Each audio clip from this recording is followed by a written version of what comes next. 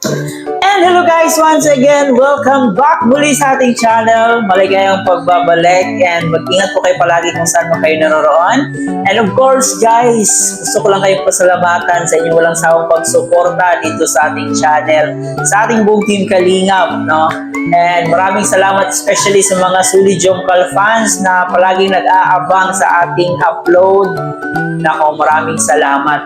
So ngayon, panibagong araw at panibagong reaction video na naman po tayo.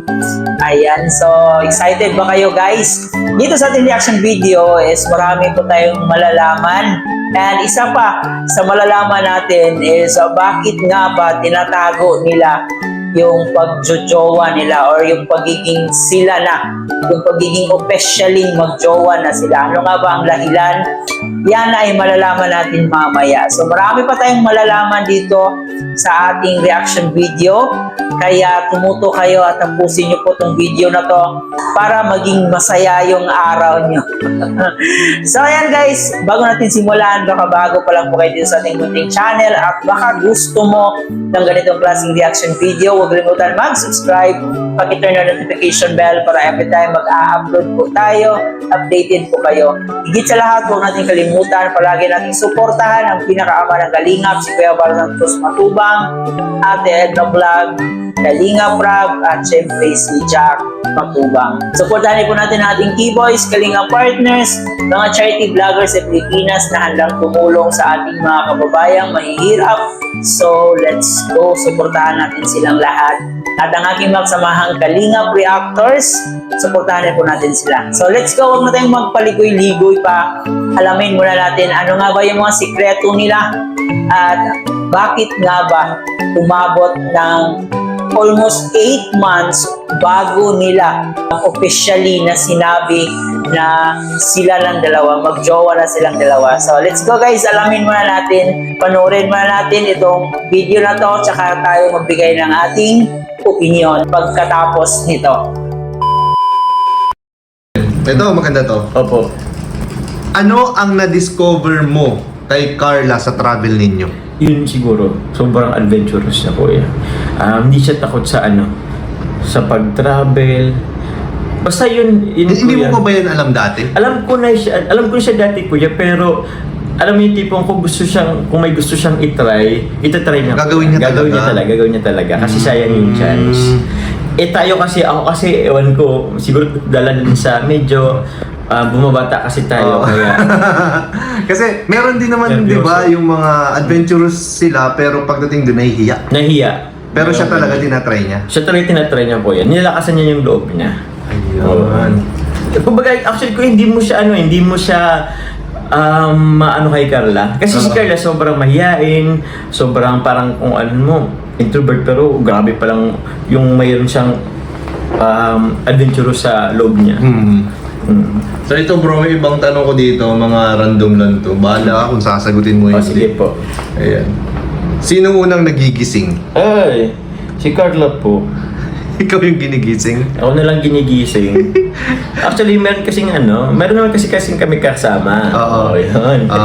Meron naman kasi kasama. Tapos, sila po ang magkasama ni Carla. So, yun, sila po paras nagigising. Let's make this clear ha. May kasama po silang iba. Meron po kasi kami kayo iba. Tatlo po kami sa isang unit po sa hotel. Yun. So, yun po sa mga nag-iisip dyan. Nag-iisip po dyan.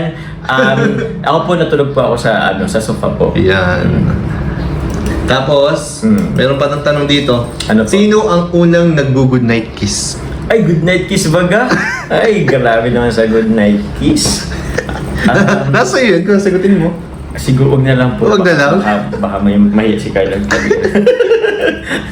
Baka mahiya si Carla pag sinabi ko pa po. Huwag na. Sino ang madalas mag-I love you? Ay, grabe.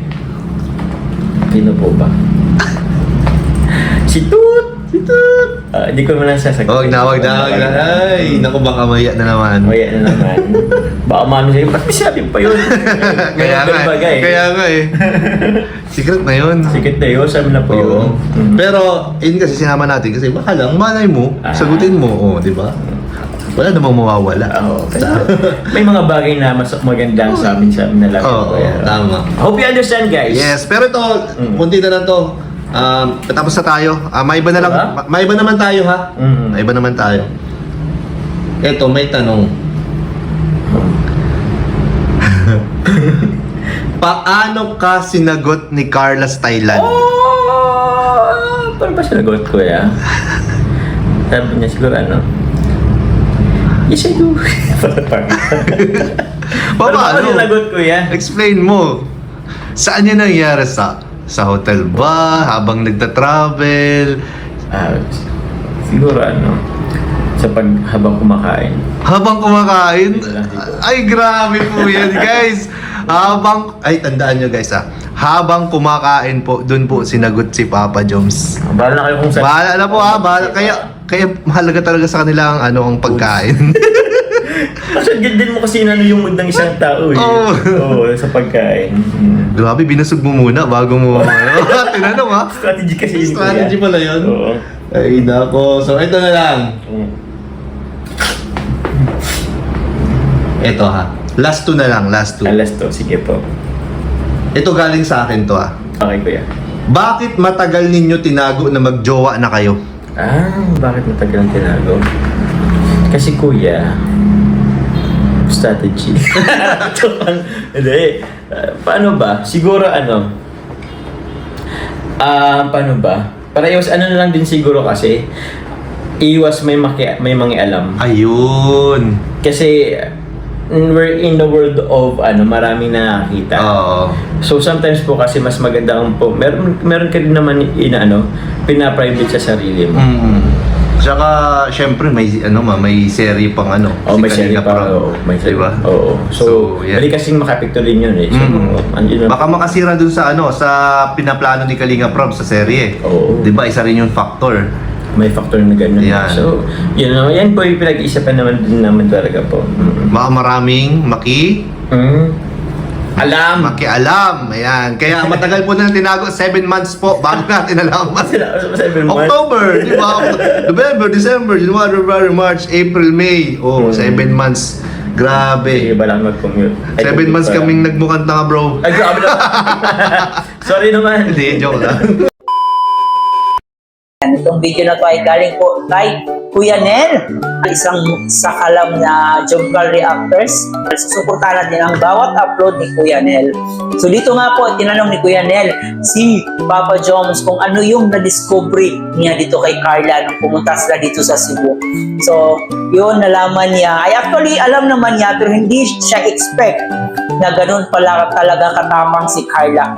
Ganun pala ka-desidido si Carla, especially pag may gusto siyang gawin, talagang ginagawa niya.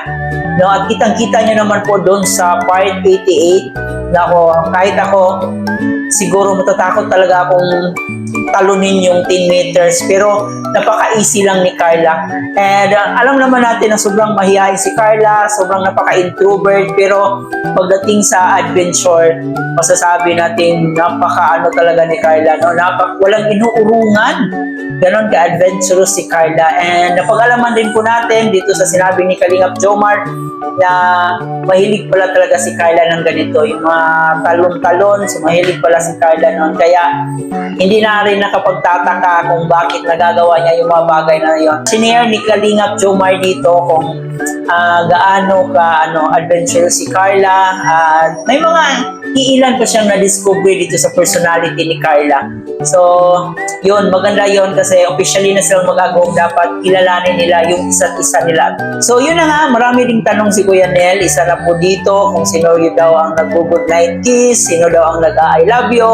Hindi na po yan sinagot ni Kalingap Jomar or ni Jomar, baka kasi bigyan pa ng mali siya ng ibang mga tao, especially sa mga bashers. So, mas mabuti talaga na wag na lang sagutin. Kasi alam mo naman na maraming mga tao ang nag-aabang sa kanilang sagot. Kaya mas mabuti itong ginawa ni Kalingap Jomar na wag na lang sagutin. At dito nga rin po natanong ni Kuya Nel kung paano nga ba daw siya sinagot ni Carla. So, alam niyo guys, na-recall ko kasi nung pumunta sila sa Thailand, baka yun yung time na yun kung naalala nyo, doon sila sa cruise ship habang kumakain. Tapos kinikis ni Papa Jones dito si Carla sa noo. So siguro nung time na yon, baka yung time na yon na sinagot na ni Carla itong si Kalingap Jomar. Kasi dito sa interview na to, sinabi niya na nagbigay siya ng clue na kung paano daw sinagot siya ni Carla. Sabi niya is habang kumakain sila. And yun yung time na nandun sila sa Thailand, yung mga panahon na yon, nung nandun sila sa cruise ship. At yun yung time na yon, yung first kiss ni Jomar dito sa noo ni Carla. So, hindi tayo sure kung yun ba yung time na yon, pero maaaring yun yung mga oras na sinagot si Kalingap Jomar ni Carla. At dito rin napag-alaman din po natin guys kung bakit nga ba hindi nila sinabi ng maaga yung pagiging boyfriend-girlfriend nila o yung pagiging jowa nila. So dito sinabi ni Kalingap Jomar na tinago nila yung relasyon nila kasi ayaw niyang marami ang mangingialam. And alam naman natin na nandito sila sa mundo ng social media, so marami talaga ang pwedeng mangialam. At yun na nga po guys, no? Marami tayong nalalaman dito sa interview na to ni Kuya Nel kay Papa Joms. Sa ating nakita dito kay Kalingap Jomar, sobrang saya naman niya at sobrang nag-i-enjoy siya sa kaniyang love life ngayon, no? Damang-dama at kitang-kita mo talaga bawat ngiti niya na inspired siya, in love siya. Kahit sinabi na nila na magjowa na sila, I hope na nandito pa rin po tayo para suportahan ang Jomcar. Sabi nga nila, hanggang sa huli, no? Jomcar lang matatag. And ayun, road to forever na nga ang ating Jomcar, ang ating mag-agong. So nagkakatotoo na po yung mga sinasabi nyo. So sana'y nandito pa rin po kayo para suportahan sila hanggang sa huli. So yun lang ang ating update sa ating Jomcar.